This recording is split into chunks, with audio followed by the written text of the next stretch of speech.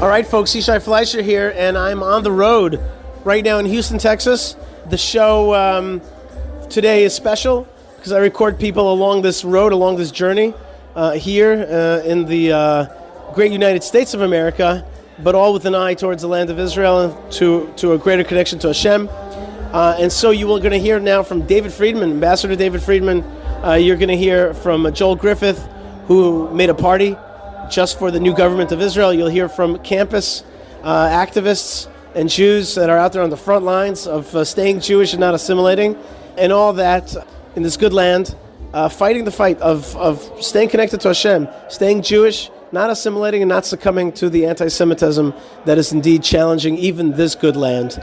I'll tell you more about what I'm doing in Houston, Texas at the end of the show, but enjoy, and let's rock it with Ambassador David Friedman.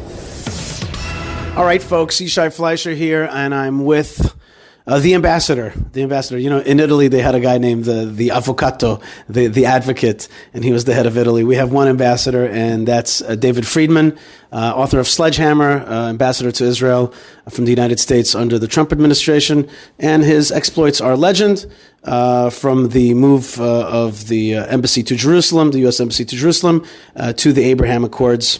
His name is already legend in the Jewish world. His book, by the way, Sledgehammer, is fabulous. Not only is it interesting, but also a good read, a well-written, good read.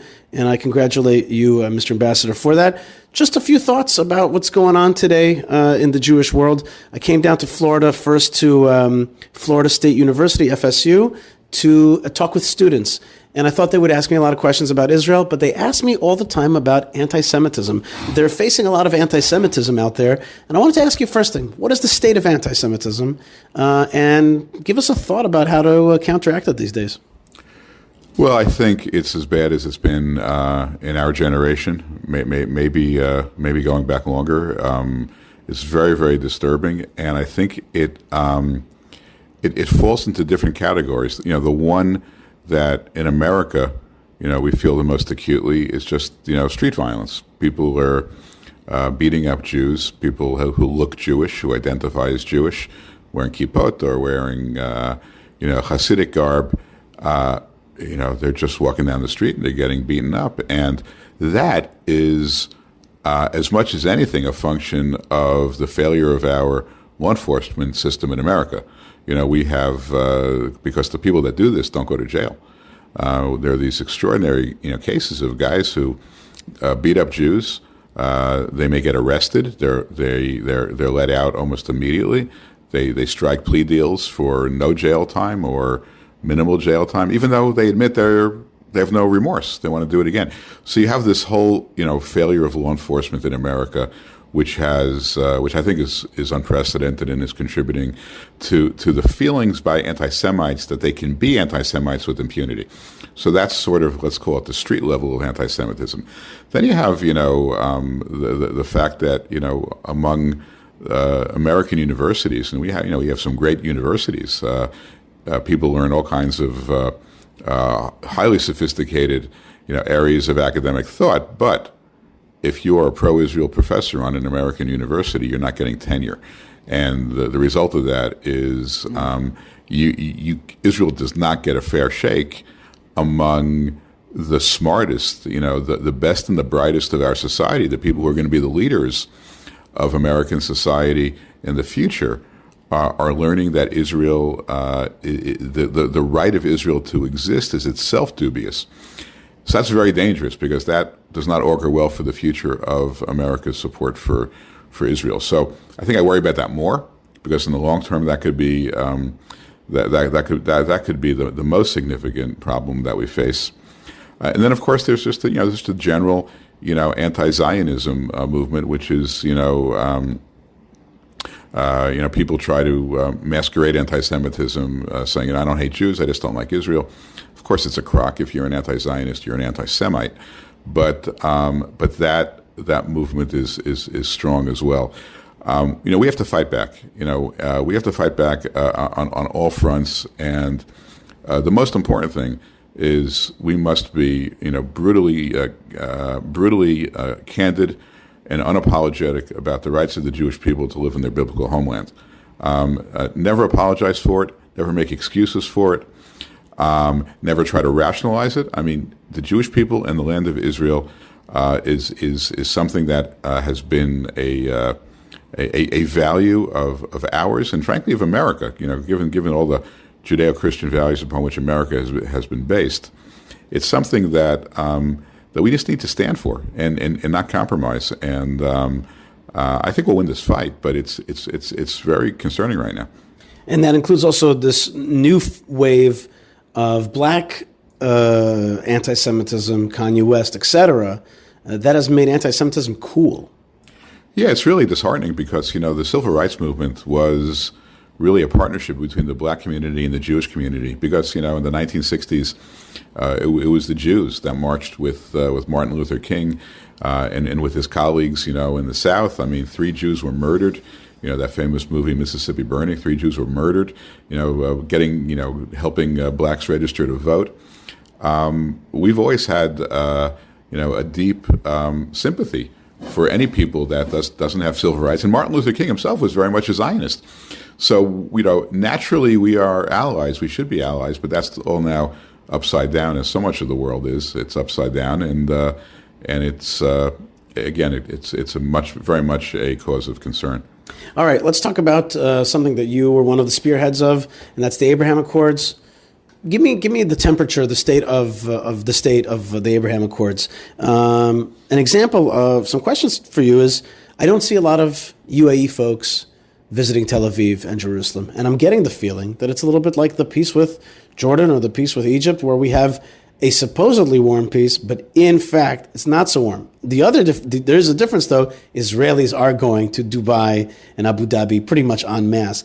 But what's the situation? Another thing happened, which was Itamar Ben-Gvir is going up to the Temple Mount. The UAE came out strongly against that, and for some of us, it was like, let's put it this way: those who defend the Abraham Accords, it was a lot of people were like, you see, they're not like your friends and all that kind of stuff. So. What's the state of that covenant? Look, I think the Abraham Accords are still on solid ground, and I think that these are all very new relationships that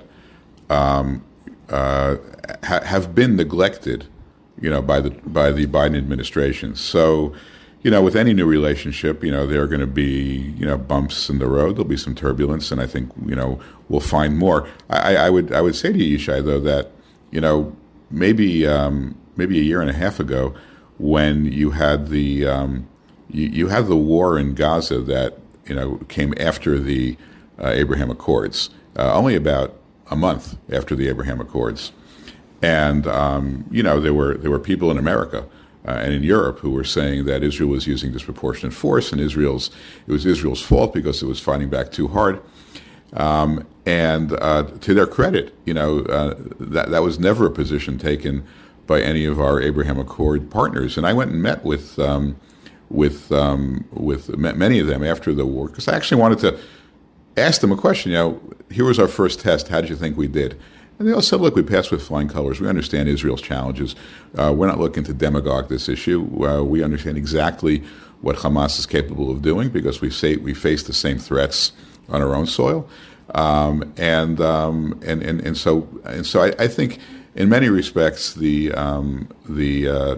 Abraham Accord countries have performed admirably. Now here's the problem: they all look, in any of their international reactions in the Middle East, they all look first to the United States, right? Nobody is going to be more pro-Israel than America, and when they see that America itself is not standing up for Israel, I think that's where things start to get confusing. Now, what's crazy about all this is the rights of the Jewish people to pray on the Temple Mount actually is not controversial or debatable. If you look at the peace treaty between Israel and Jordan in 1994, there's a section that deals with holy sites, and this is not a section on sovereignty. It's just a section on access, and it says that both countries will afford all of the citizens of the other country full, complete, unfettered access to all the respective holy sites as long as they're members of any of the 3 monotheistic faiths. Jordan agreed to that. I mean, Jordan agreed. I'm sounding like a lawyer, so let me make it simple. Jordan agreed that Jews could pray on the Temple Mount. Okay? I mean, that's what they agreed to. Okay, and they've walked that back from the day they signed that treaty, and Israel, hasn't enforced it the way they could, and that's Israel's decision for whatever geopolitical or security reasons they choose. But I don't understand the criticism when Ben Gvir went up. On a morning, it was quiet. It wasn't provocative. Hundreds of members of the Knesset over the years have gone onto the Temple Mount. So I think this was, an attempt by whoever are the enemies of Israeli, prayer at their holiest site, whoever those people are. I'm not even sure who they are. This was certainly an effort by them to make really a mountain out of a molehill. Okay, I have one last question for you, and it's something that I don't usually cover on the show so much, but I think that you, throughout all your career, have lived in the two worlds, Israel and America.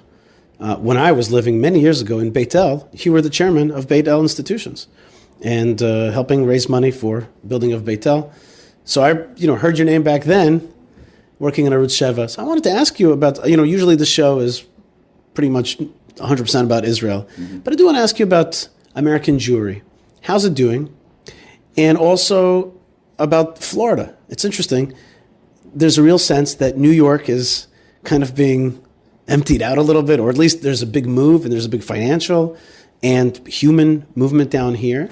There's also a sense of polarization as though this is a free state. That's one of the languages around here. DeSantis, people feel safe here. They don't like the politics of New York, especially Orthodox Jews. And then there's always that chatter about, America not going in the right direction, or maybe it's past its prime, that kind of thing. At the same time, when you come here, you see that it's still a very powerful, very big, successful country. And at the same time, when you look at the government of the United States, it's not that same solid foundation that we were used to when I was a kid. So what's the state of affairs for America and American Jewry? So it's a very complicated question and could result in a very complicated answer, which I'm sure you don't have time for. So let's try to break it down a little bit. Look, they say that every empire, has about a 300 to 400 year maximum, longevity. Ottoman Empire, British Empire, you go back, the Roman Empire. I hope that's not the case for America, because the world needs a strong America.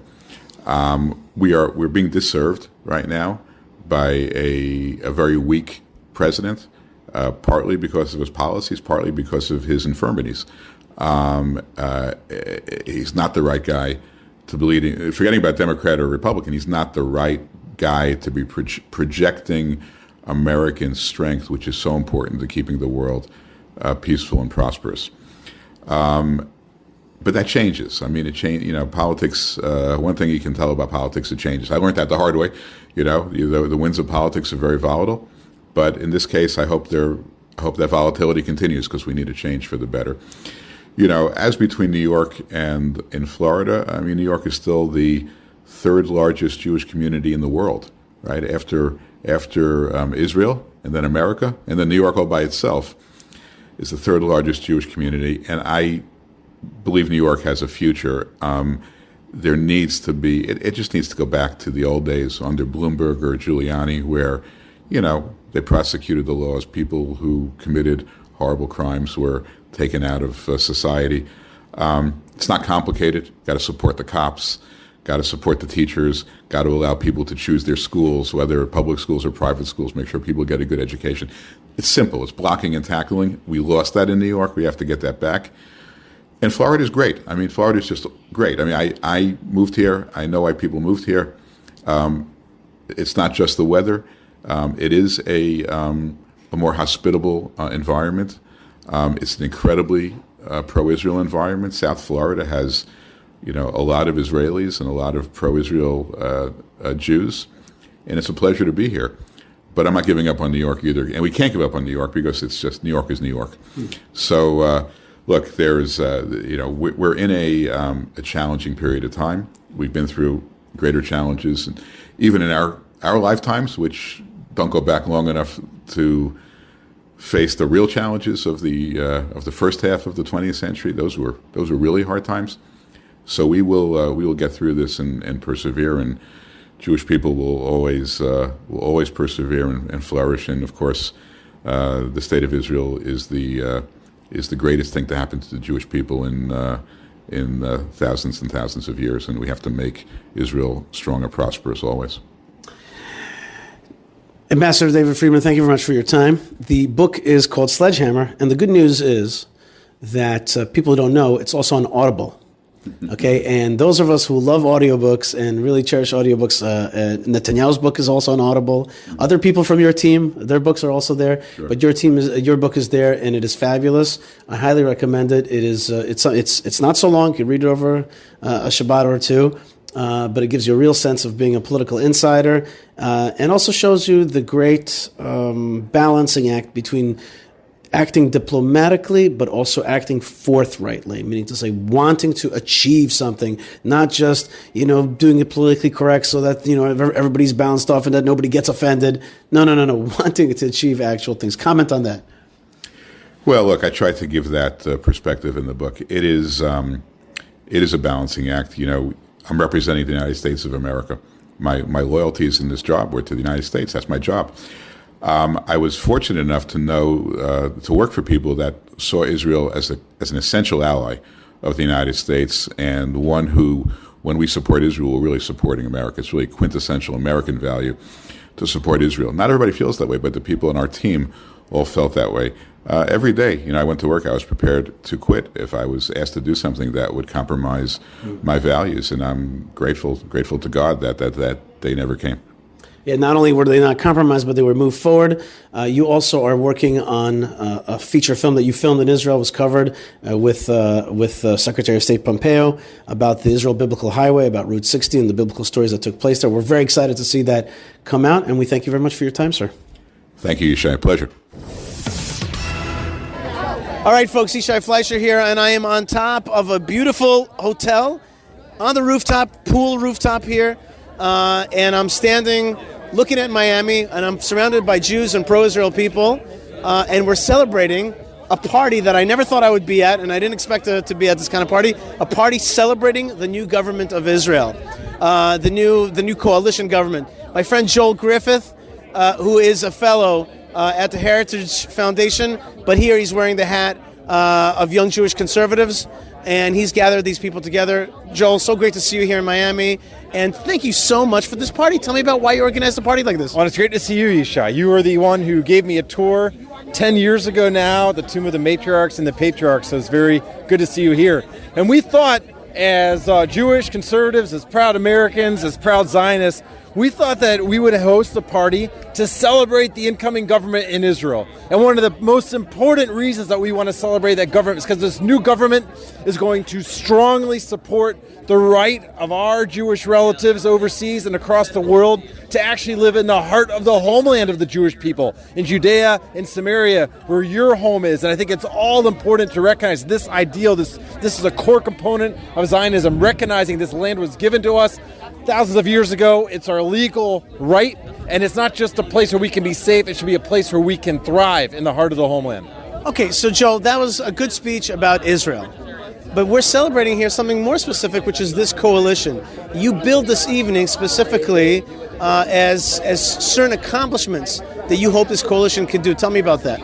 I think one of the main objectives we hope the new coalition can achieve is actually reforming the Israeli judiciary. There's much to be proud of about Israel, but the way that judiciary currently has, and oftentimes has stranglehold over the democratic process, where it becomes rule by judicial fiat rather than rule by the legislature, and a balance between the legislature and the judiciary and the executive branch, we hope that there'll be tremendous strides made to ensure that the judiciary going forward in Israel will be there, not to create the law, but to ensure that the law is being properly followed and implemented. Right. So judiciary is one thing. There's other things that this government hopes to achieve, including rule of law, basically less bullies, less jihadists, less prisoners from murderers of Jews celebrating in prison, getting a doctorate degree, and having a ball over there. Like a little bit more sanity in terms of who's the good guy, who's the bad guy. A Jewish state that's proud of itself, not suppressing minorities, but certainly ensuring that they're not suppressed by the bullies that suppress the Jews as well, and that's the jihad. Well, that's right. And we see a lot that the lines are blurred between the good and the bad. And we've seen that for years with the United States. And you see the United States that has funneled billions of dollars to the Palestinian Authority, an organization that we know pays terrorists who are doing prison time. They put them on the payroll. And I think it's incumbent that both the United States and Israel continue to recognize who our friends are and who the enemies are. And I'll tell you what, in many instances, the Palestinian Authority has not been the friend of the Jewish people, of Israelis, and they haven't been a friend of the Palestinians either. You don't have to mince words on this podcast. I think we both know the Palestinian Authority is regressive, jihadist, corrupt, backwards. It is a machine of anti-Semitism and anti-Arabism, in fact, and it's a replacement theory to take away Israel and replace it with Palestine. Okay, one last question, because I want to let you get back to the party. You talked about enemies and friends. You're a conservative, but the U.S. government currently is not that, okay? And in many ways, funds the enemies of Israel, calls for the cutting away of parts of the land of Israel, et cetera, et cetera. As an American Jew, how do you feel about America right now? How do you see it getting back in line with your values? Well, I'm troubled at the direction our country is going, in particular over the last 2 years with President Biden. We saw so much progress made over the preceding 4 years in terms of moving our embassy to Jerusalem, recognizing Jerusalem as the eternal capital of Israel, recognizing the right of the Jewish people to live and build in Judea and Samaria. And this administration has taken us backwards. And two, in the terms of peace agreements that we saw made between Israel and former enemies, we've seen so much of that put on ice and even going backwards. I'm very troubled, but I'm also encouraged. And I'm encouraged that American people seem to be waking up. The Jewish population in particular seem to be becoming more alert to, once again, who our friends are.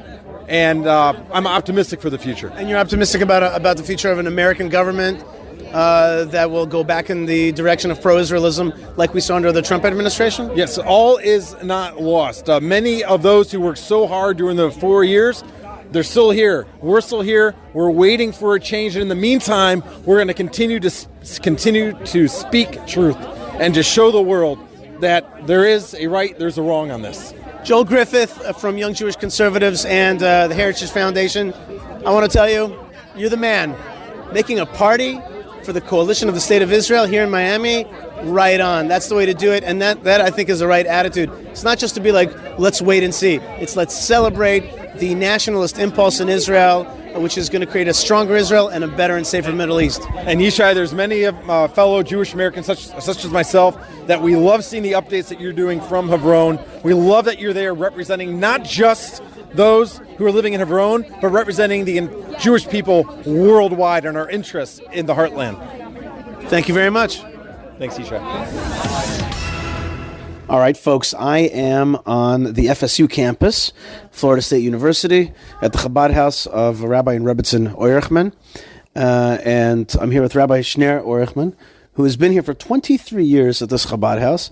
Lots of ups and downs, lots of stories, including even having your shul burnt down, not by anti-Semitism or anything, but just by some kind of accident, but really giving you a chance to also rebuild your synagogue, which is what's happening right now. Rabbi Oirechman, you said something to me before in conversation, which I thought was very important. You said to me that campus is the front line because it's here that where a young American Jewish person decides which direction they're going to go in life. Are they going to go in the Jewish path or they're going to assimilate out? Is that right? Is it really that stark of a moment? Yes, so we see this in the past 23 years that we hear that students, that young men and women that came through our doors and it had just such an impact on their life and the entire life's change. Jewish men and young Jewish men, young Jewish women who were going out with non-Jewish men and non-Jewish women, and we were able to actually separate them and bring them together and see them getting married and see them building a family and involved in Jewish communities. And they tell me, Rabbi, wouldn't meet you today. We would be in a completely different place. We wouldn't know where we would be. Right. And I saw a lot of them over Shabbat. But Chabad here is able to get a small percentage, a strong percentage, but a small percentage of the 4,000 Jewish students that are on campus. This is not a strongly Jewish campus, although there's a lot of Jews here. The folks that are coming here are not from like a strong Jewish background, like I don't know, like a Queens College or something like that, or certainly a Yeshiva University.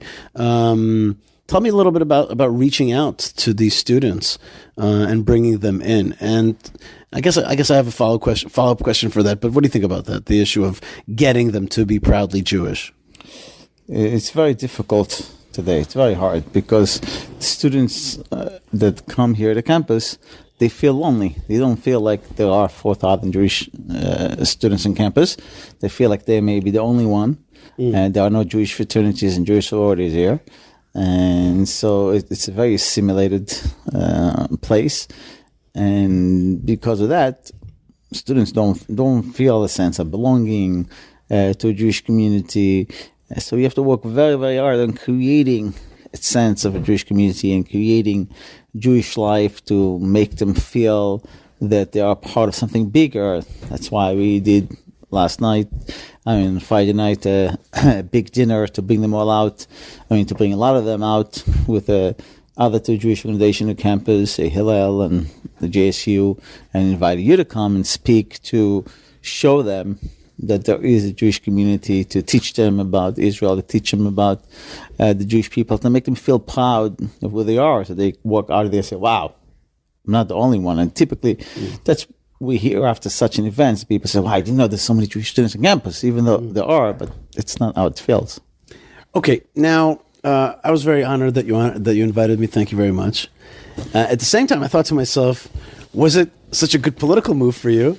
I was thinking to myself, because I thought to myself, look, I don't think I'm controversial. I think I'm nice.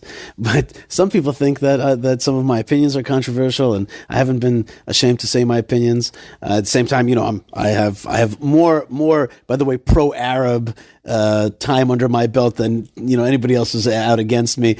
But bottom line is, I thought to myself, why would you take the let's call it quote unquote risk to invite me out? Because, and here's the issue that I really wanted to ask you about, the change in the American atmosphere, this wokeness and the offense. I'm offended. This is offensive.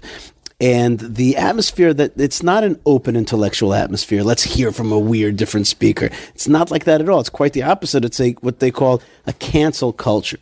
So tell me a little bit about the event that we had vis-a-vis like bringing a person like me. But more important to me is the issue of how you're dealing with the woke students and the cancel culture.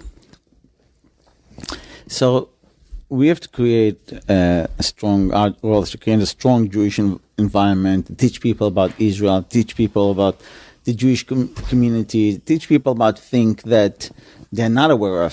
So our job is to create awareness, to create Jewish awareness, creating Israel, pro-Israel awareness on campus. So bringing someone like you to speak to them, I think it helps show them that, you're not crazy, extreme, right wing, that there is. You saw it last night. You saw the students sitting there and they're all sitting and listening and thinking, wow, this guy really has what to say, and so that's that's our job. Our job is to create opportunities where the students can come together and they could be aware of the Jewish community, could be aware of Israel in a positive way, which I think that's what you did with your speech on Friday night. Very universal, very inclusive, but still teaching them about Israel, teaching them about Jewish pride, teaching them about what does it mean to be a Jew, what does it mean to support Israel in a very nice and positive way. So if we would be afraid of doing it, then why we're here? Mm-hmm. We're here to do things that are a little risky, a little crazy maybe in some people's opinions, but we've got to do it. Your shul burnt down and you're rebuilding now? Tell me a little bit about that. Yes, so last May, we right at the first week of summer break, we were in Miami, and there were rabbinical students who were here for Shabbat, And at 3 o'clock in the morning, 3:30 in the morning, we hear from the fire department that there was a fire in the synagogue and the shul completely burned down. Apparently, fire started sometimes after Shabbat, but nobody was here, so nobody saw anything. The entire area is full of students, and there were almost all of them were away for first week of break. So by the time they found out about the fire, it was already, and the entire synagogue was gone. So, but nobody got hurt, but the books, Sefer Torah were burnt? Yeah, so nobody was there, thank God. Nobody was physically in the building. My son was next door at the house, and yeah, we had 2 Torahs that burned down completely. We had to bury them. We had all ceremony, burying them in Miami, in the gravesite, and doing all funeral procession and everything, books. Wow, wow, that's intense. Yeah, books, all the books, everything we had there, pretty much about $250,000 worth of stuff, anything from kitchen equipment to computers to the entire library, and a lot of classes my wife and I have written down because we are both Israelis. So we write our materials in Hebrew, although we use English materials, but we write it to ourselves in Hebrew. So we had tons and tons of classes we wrote down to ourselves, and everything was gone. Wow. And just a quick story, my listeners know about this. A few, right before COVID, around COVID, I was in San Francisco, and my tefillin were stolen.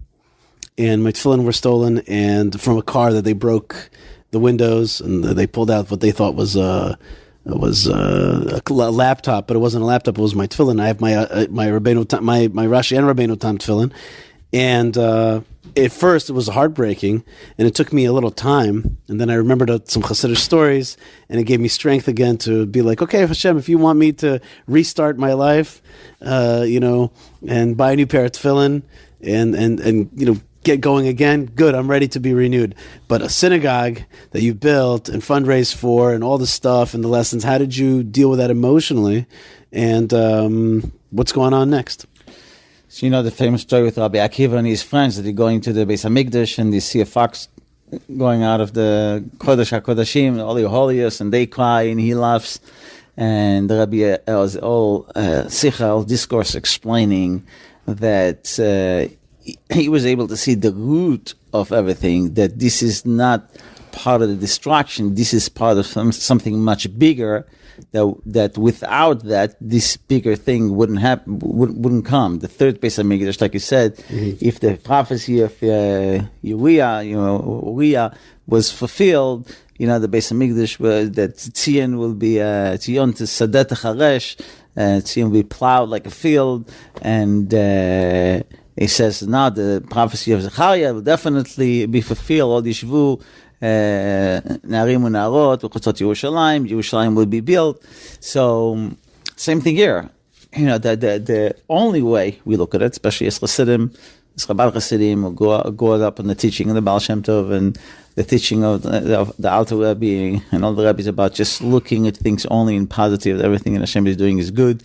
And it must be good. So first you have that feeling, like you said, the Torah was burned and the books, but then you realize it must be something much bigger, that Hashem is kind of pushing us towards building a new building and doing something much bigger. And the way, it's not an easy way, it's a very challenging way, and you have to go through a lot, but eventually, without this, the new building, the coming building, was not going to happen. And it is a building site. You have these 2 caravans out there ready for. It looks like a construction site ready to go. So you are, planning on a big shul, a big new Chabad center here at FSU. One more time, though, you didn't quite answer me about the change in the American society, American Jewish society. I'm talking about students. I'm talking about this like wokeness and that kind of atmosphere. Has it impacted you? Do you see that change? Let's put it that way. I don't want to put words in your mouth. Have you seen a change? And does it impact the way you're able to do events or bring people in? Are you more concerned, because, I don't know, for example, the LGBT thing is so, strong, and Chabad is clearly an Orthodox organization. Like, how is this mental change that's happening societally impacting you? So I think other campuses that are much more liberal, I've hearing from my friends, feel that they've been impacted by it deeply and has a big impact on what they do and how they deal with it. It's very difficult. In this campus, it's less of an issue. But you do the change you do see, I think, primarily is indifference. People are, busy with the phones and busy with social media and busy with so many things that they just, even going back 20 years ago, I think that there was much more interest on the Jewish students. It was easier to get students to come, while now they're just involved with so many things that are taking over the time. We are competing with happy hour on Friday night. People going out to the bars. There's so many things that takes their time, that takes their attention, that you have to work very hard and being very creative in creating motivation and inspiration for Jewish students to come out and really, come for a Friday night dinner, come for a Shabbat, come for a class to care and be involved with the Yiddishkeit. But on the other end, once they do get involved, you do see a tremendous thirst and people wanting knowledge, seeking knowledge, wanting to get involved and wanting to learn about their Jewish heritage. It's just harder to get them into the door and get them to want to be involved. I'm not talking about the core group that we have that are very involved and are very interested, but the larger group of people, you have to work harder to get their interest and to get their attention. Rabbi Schneur, Oirechman, I want to thank you. I also want to tell you that when you're out here in the diaspora, you realize how powerful Shabbat is. Shabbat is powerful. We all know that. But around here on campus, it's like this is the moment. This is the special day to bring them in. I'm thinking about calling it the Eretz Yisrael of time. Is Shabbat, where it's like a moment of holiness, and there was definitely a sense of holiness. There was definitely a sense of a Baal Shem Tov style feeling here at your Chabad house. You and your wife run a very special place, and the guys felt special. And I had a chance to also help one guy out who knew me, and his name was Jacob, and kind of brought him in a little bit, showed him a little bit of davening, and I could see that he's exactly what you're talking about. He wants it. He has a great thirst. And by the way, he doesn't know how to read the Hebrew letters. And that's another thing that you're offering here at Chabad, which is just basic rudimentary Hebrew. Learn Hebrew, just plug into the stuff that thank God everything's in English also and all that, but to get, the authentic experience. So, Yeshar Koach Gadol. Any other thoughts about? I see you have another thought there. He's not the only one who came because of you. I think the number of students who came because you knew you were coming, and that's part of the culture we're trying to create, of bringing people like you and bringing students who know about you or people like you, and utilizing this opportunity, like the many students we had last night, to teach them. And to open their mind into ideas about being proud of being Jewish, being proud of Israel, presenting Israel, standing for your right. So these opportunities like this are very, very important for us. And like you said, Shabbos, you see people that taste Shabbos.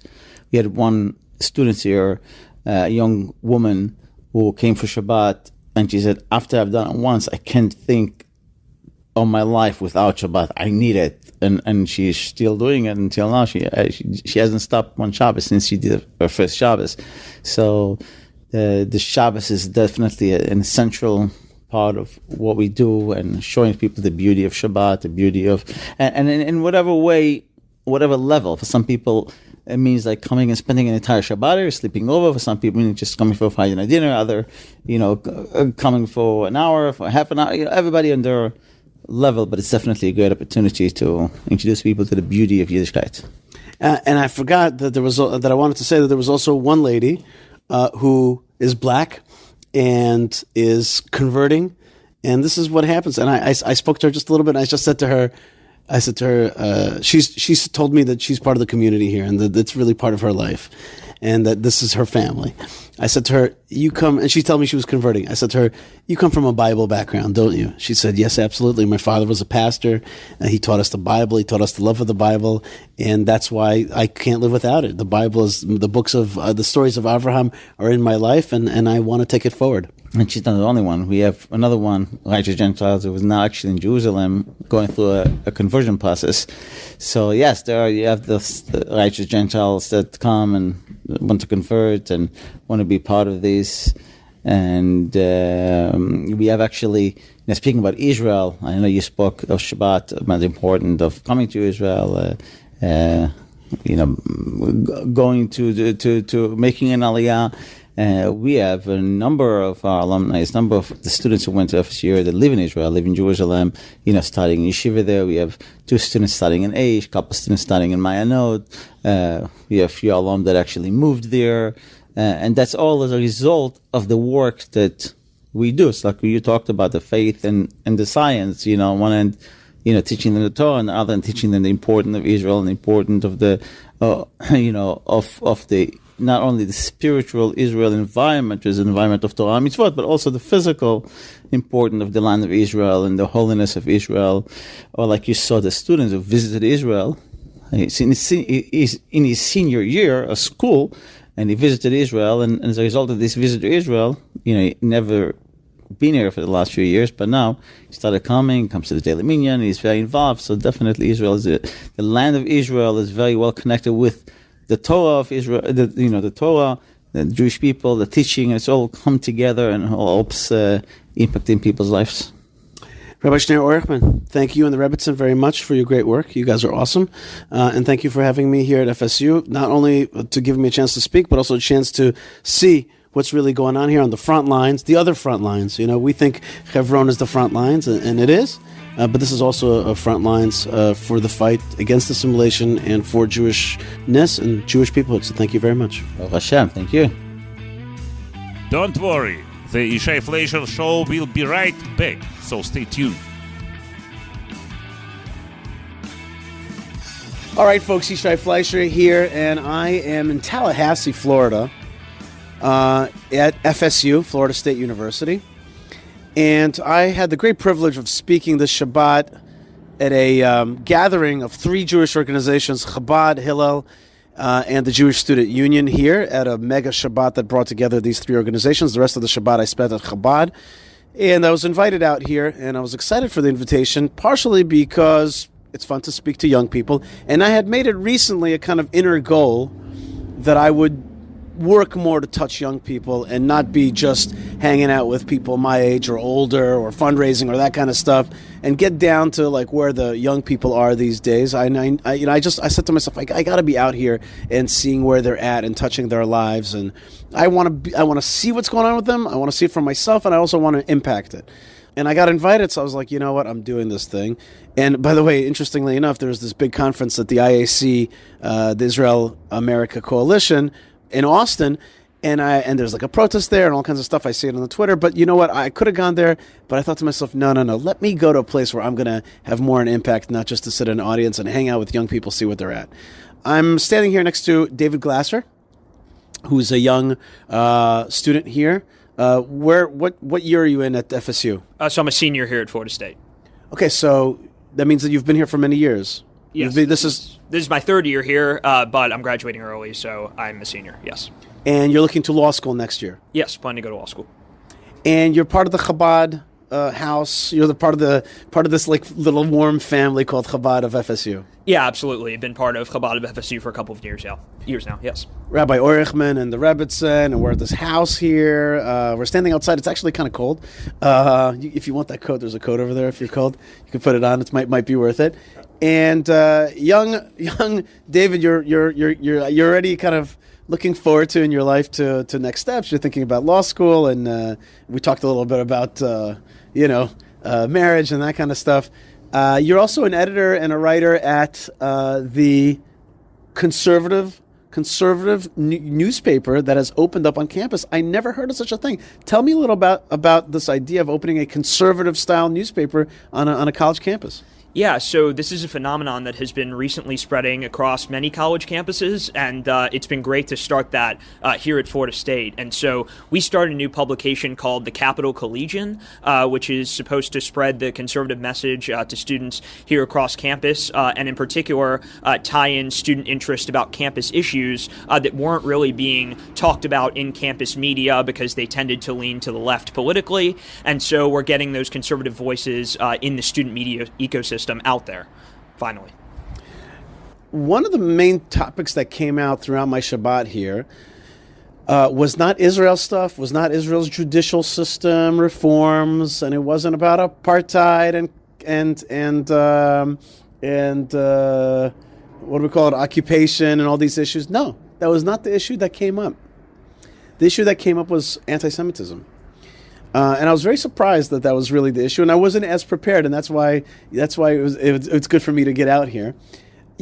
I asked people about what kind of anti-Semitism they felt. Then finally tonight, you told me a little bit about a tale that happened through a different club, and I think it was SDS. Yes. Tell me about that story.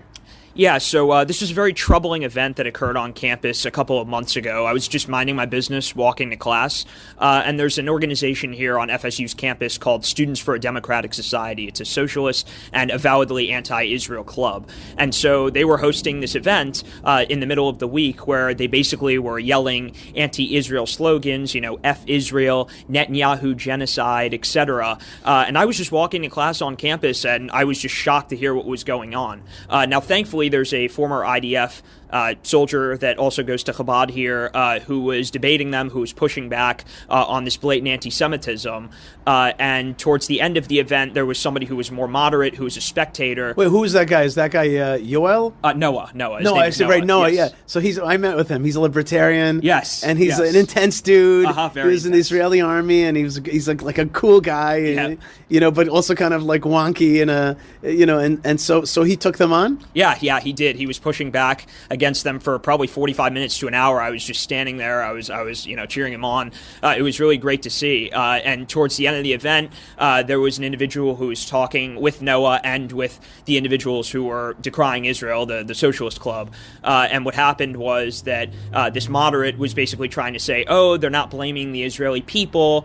They just dislike the Israeli government, and they're just making that known. And the man with the megaphone who was, yelling all these anti-Israel slogans, turns to this moderate person and goes, don't speak for us. We support the Intifada. Long live the Intifada. The Jewish people, the Israeli settlers, they're just as guilty. And so that was really despicable, and it was anti-Semitism rearing its ugly head on this campus, unfortunately. Right. Okay. So that's just an interesting conversation because the moderate guy's trying to calm it down and be like, well, these people have a legitimate they have a legitimate voice. They're not like anti-Israel altogether. They're just trying to focus on the specific, specific policies. But then the guy himself was like, no, bro.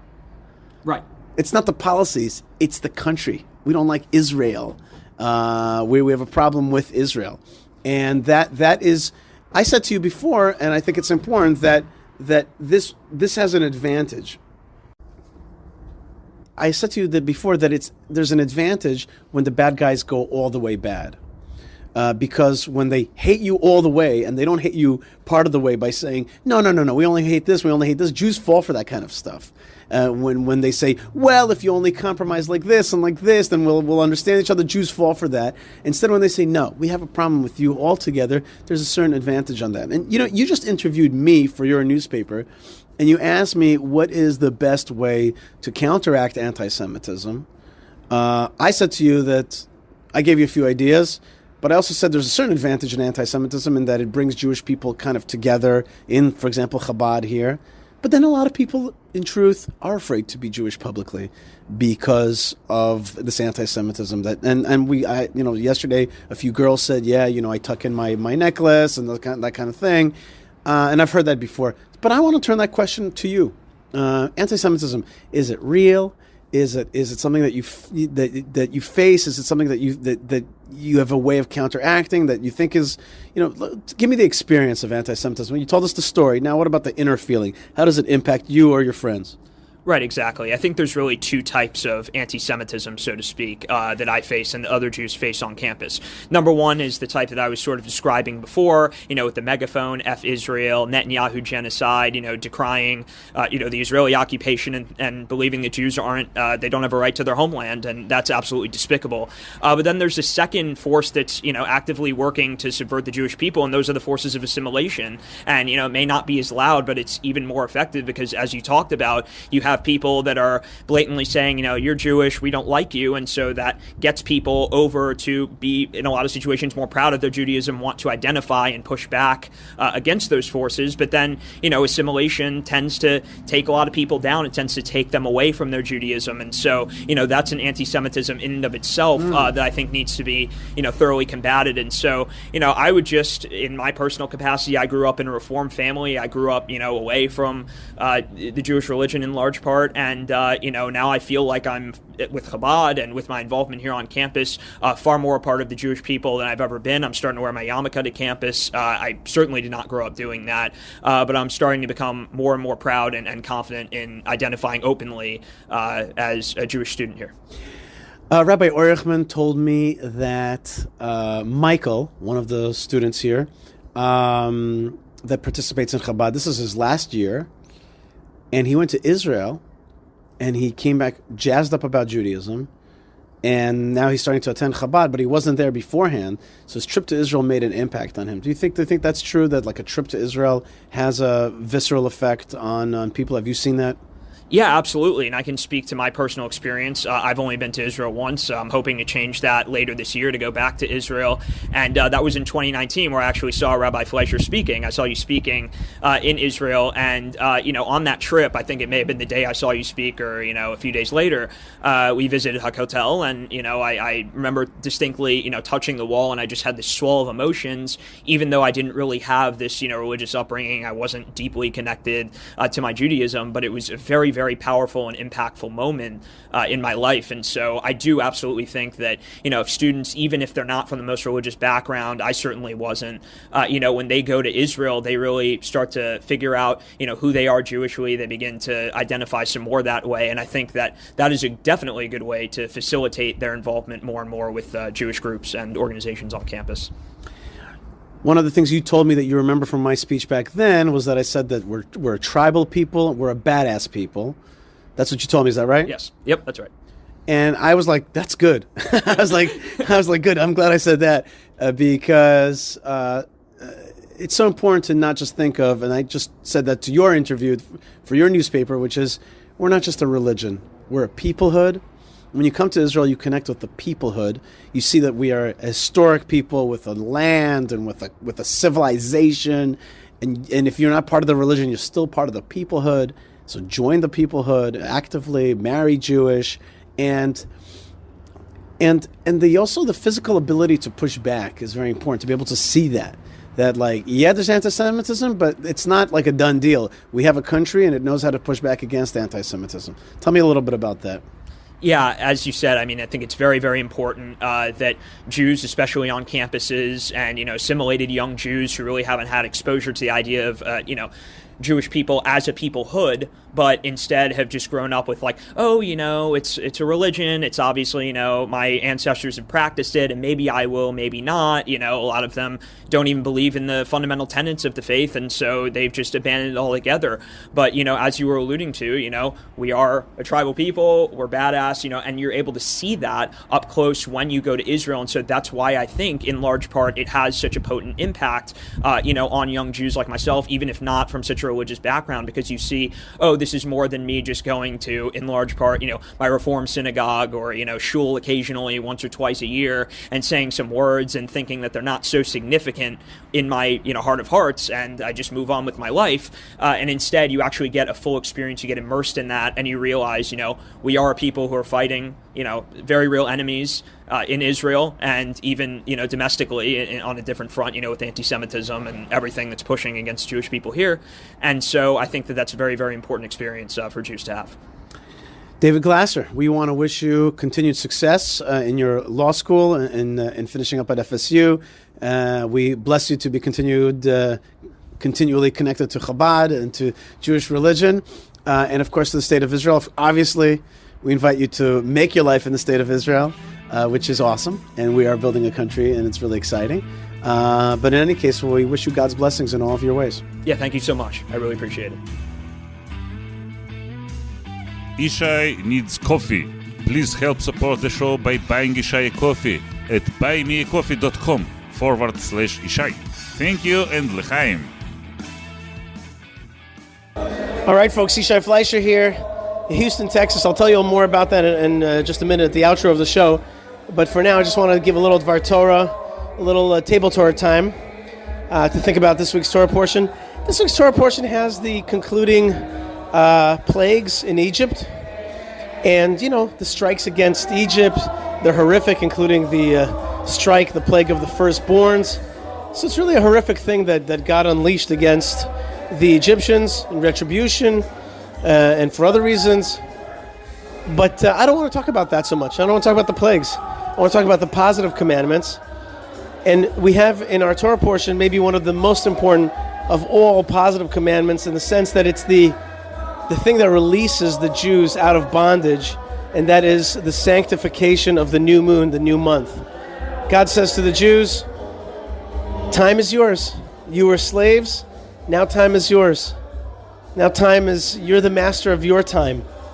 And you don't have a master over you except for me, but I give you that freedom to decide time, to recognize the time, to make time yours, to make this world one in which the time that you exist in is yours, to make the world a better place. You're no longer subjugated.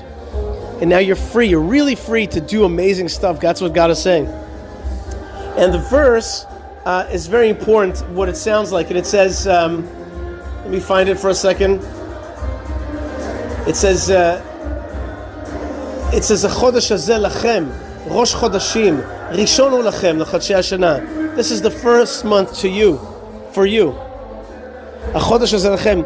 This new month is for you. Recognize Passover, the period of Passover, and always mark it, and call out the new month. If you read that word Chodesh, it also means Chadash. This innovation is yours. This ability to renew things is yours. I give you that power. I'm God, I created the world, but I'm going to give humanity, especially the Jewish people, the ability to create, to make new things. And I was thinking a little bit about the sun and the moon. I was thinking the sun is this, like, you can't touch it. It's the things that that are immutable in this world. It's the law, it's the way things are, it's the cards that you're dealt. But the moon is much more pliable. It changes, and we can decide, do we want to add another lunar month or not? We have much more impact on the moon, and it's more closer in touch with us. It's not some kind of immutable law. And that's what God says to me. He says, there are things that are immutable, and yet there are things that you can effectuate change. I want to give you that ability to effectuate change. Immediately after that, God says, it's time for me to strike at Egypt, but I want you to separate yourselves by making a sign overtly on your doorways. Put that blood on the doorposts. Some people say that it was on the inside of the doorpost, so you would see it as well. But it doesn't matter, inside or outside. The point is that God says, I want you to mark your doors. And that's what we do with the mezuzot. We mark our doorways. Have you ever thought about that? What does it mean to mark your doorway?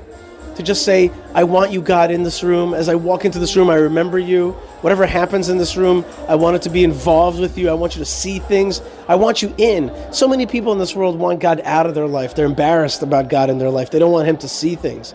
Or they want to make believe that he doesn't see things. Jewish people, Judaism, what it really calls for is to say, God, we want you in. We want you involved with our mundane life. We want you to see what we're up to. We want you to make sure that we're going in the right direction. It's not just that you help us. It's that we're inviting you to look and to make sure that we act in accordance with the fact that you're looking. So these are two thoughts about this Torah portion, about the breaking out of bondage. It's first and foremost, it's the freedom to have your time in this world, to do stuff, and that I give you the right to innovate. I give you the right to make new in this world, to create. And if you think about the Jewish people throughout history, really, in many ways, that has been their form of contribution. Is that they're not necessarily the great laborers, but or the great athletes, but they are the great innovators of thought. in the channeling of innovation to this world. It's God's innovation, but channeled through the people. Once they're free from bondage, you're free to create. And the other thing is, set yourself apart and bring me in. Bring me in to your life. That's what the doorpost, the mezuzah, is about. Bring me into your life, God says. And I think that Jews and non-Jews, whoever loves Israel, can bring Israel into their life with a little bit of wine from the land of Israel, with a picture from the land of Israel, with books, holy books from the land of Israel, or talk about the Torah of Israel, or listen to this show. Those are some of the thoughts from this week's Torah portion. May we all merit to Exodus, to do the Exodus. We have to do the act of Exodus. We have to break out of our own bondages, of our own limitations, and allow ourselves to be that creative, godly being who draws God into this world. In the end, it's not just on our doorways, it's into this very existence, this life, that we're asking God to get closer to. B'ezrat Hashem, thank you, Hashem, for the opportunity to speak words of Torah. All right, concluding thoughts right after this. All right, folks, Yishai Fleischer, and I'm in Houston, Texas. That's right, I flew in from Florida to Houston. You won't believe for what? Just for a little party, just for a gathering of a celebration of the life of the great Rabbi Yisrael Abuhatzeira, the Baba Sali. And this is at a friend's house. He hosts a big party with hundreds of Jews and Israelis here in Houston, Texas. They come to celebrate the life of the Baba Sali because he's very enamored of this rabbi, and the rabbi saved his life. And I'm here just for a few more hours. I landed a few hours ago. I'm leaving in a few hours. And that's part of the life of going from place to place and connecting with Jews, with pro-Israel people. Along the way, crazy things happen. Like, I'll give you an example. Like, I'm at the airport here at Houston a few hours ago, and my bag doesn't come out. And I'm like, oh boy, this is not the time for that. So I go to the counter, and there's a lady there. She looks like an Indian from India. And I'm thinking to myself, I don't know, can she help me? She just looks at me. She goes, where are you from? I go, I'm from Israel. She goes, I am Pakistani. I'm a Muslim, and I've gone to Israel. And she starts telling me about how her friends told her not to go to Israel, how Jewish partners of her son's business told her that Israel is going to be dangerous for her. But she wanted to go to Jerusalem, and she wanted to go also to the tomb of Abraham. She has been to Hebron. And I told her what I was doing. She couldn't believe it. A shudder went through her. This happens to me at the airports a lot. And she asked me to pray. She's like, you go to pray at the tomb of Abraham regularly? I said, yes, almost every day. She said to me, please pray for my three Muslim sons that they get married. I said, give me their names, And she's like, really? And she was so excited by the prospect that this Jew, and this is a Pakistani Muslim lady in Houston, Texas. She says to me, I saw that Jewish women also cover their hair. And I said, yes, my wife covers her hair. She goes, unbelievable, nobody knows that. Unbelievable. So anyway, she was so excited. So you never know who's out here to be your friend and to connect to the story of Abraham. And I just want to thank everybody out there. It's been a great trip. And I'm on my way home. B'ezrat Hashem, I'm on my way home. Please pray for me that I get home. I've got to pop through New York City, go to the tomb of the Lubavitcher Rebbe, and head back for Shabbos to the Holy Land. It's been an amazing trip here. And I do want to thank all the folks that make the show possible. Yocheved Seidman, Moshe Herman, Ben Bresky, Tabitha, and Lewin were live. And I want to thank all of our sponsors to the show, which include, of course, Retro Watch Guy. They got great watches. I can't wait to get back to my Tissot watch that I got for this coming Shabbos. Check out Retro Watch Guy. Put in coupon code Yishai, bang. Then we got our good friends at JewishPress.com putting out great news every single day. They are really, a lot of people telling me that since I recommended to them Jewish Press, they really know what's going on. They understand it better. So that's JewishPress.com. They have a great email. They put out our show every single week.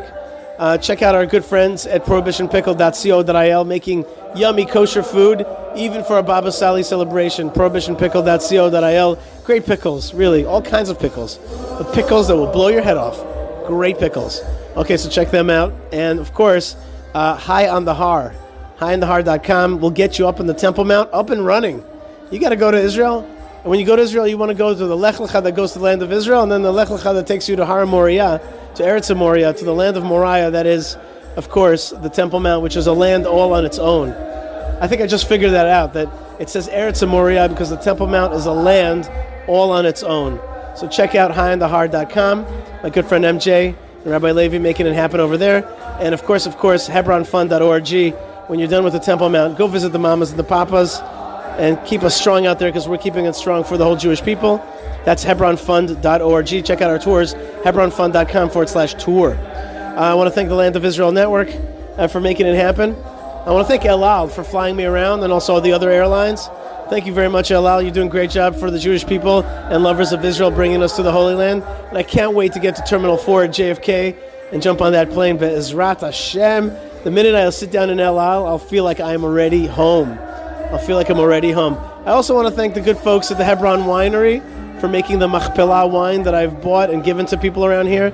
And really, you wanna feel that you're in the land of Israel. Drink wines from the land of Israel. It's so easy, so tasty, the alcohol in there, that's a holy alcohol. That'll transport you. In Star Trek, they have this beaming thing, and sometimes that's not very believable. You will be beamed to the land of Israel when you drink a little bit of the wine from the land of Israel. And that's it. So I want to thank you very much. Please bless me to get home safely and soundly with all my luggage. Got some stuff for the kids. And lots of love to you. And thank you to all the folks that were on the show this week. And God bless you. Write me an email, yishai@yishaifleischer.com. Support us. Buy me a coffee, /Yishai. Be part of the Jewish people's great return to the land of Israel. Whether you're Jewish or you're just friends of Israel, lovers of Israel, you are part of the great story because Hashem is making His story come to life, and we're a part of it wherever we are. And I'm in Houston, heading to the Holy Land. God bless you, and shalom.